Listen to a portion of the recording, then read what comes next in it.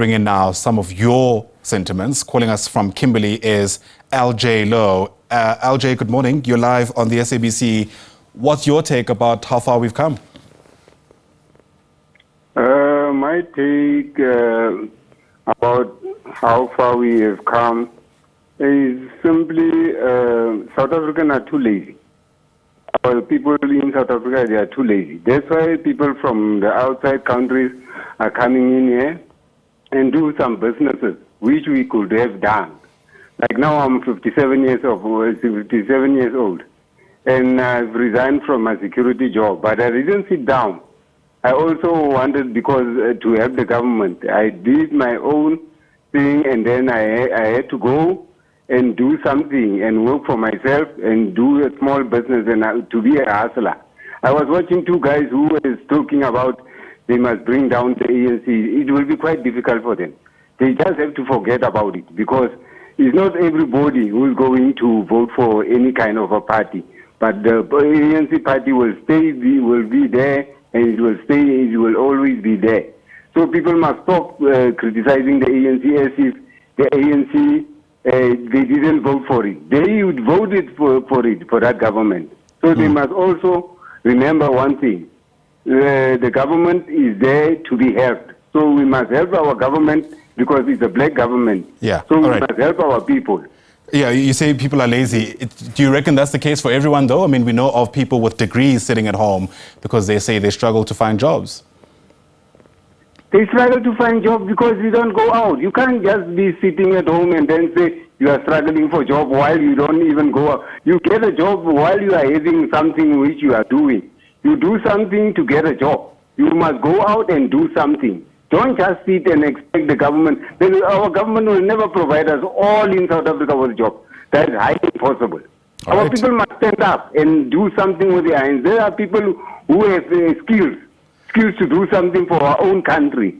But we let the outsiders to come in. When they have already come in, now we're starting to do xenophobia. Why we are lazy, sitting and expecting to see things to get things from the government, like one party. There's one party I won't mention.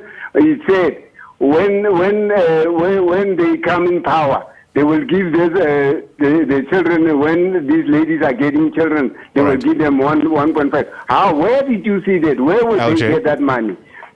Thank you very much for your call. I hear you. There are other people we need to engage as well. I think your point as well, Mayor.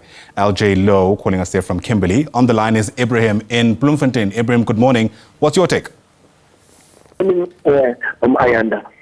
In fact, I am in Bloemfontein. I'm a Khoisan. Ever since from the democratic era, I've never seen anything happening to the Khoisan people. We are the Khoisan. We have been voting since the democracy was started, but not on a single day where we are told that our Khoisan are represented in the parliament. Now we are going for the vote. We ask ourselves, do we have to vote? Because we are not involved. The president told us that he's going to put us in a, but even up to this date in time, he has not put us.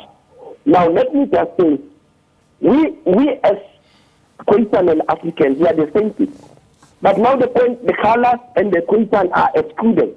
How do you make a democracy when you exclude? The people who have sat there on this country have defended South Africa for many years, from the Portuguese, etc. But today, they say nothing, they keep on promising and they give nothing. Now, I hear that there are those who are chosen by the government to represent the Khoisan. Some are the Malaysians. How can you take a person from Malaysia and say he represents the Korana people?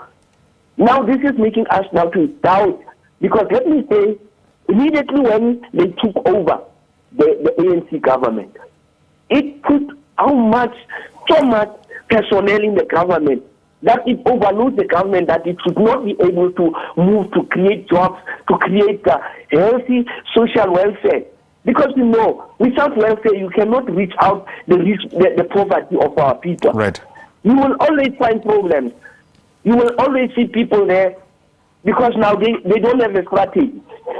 Apartheid, we know it was bad, but when it comes to welfare, they were number one. And the white people have never boycotted each other. All Now right. our black brothers now, instead of helping each other, they are boycotting and criticizing each other. All right. How is this democracy going to help us?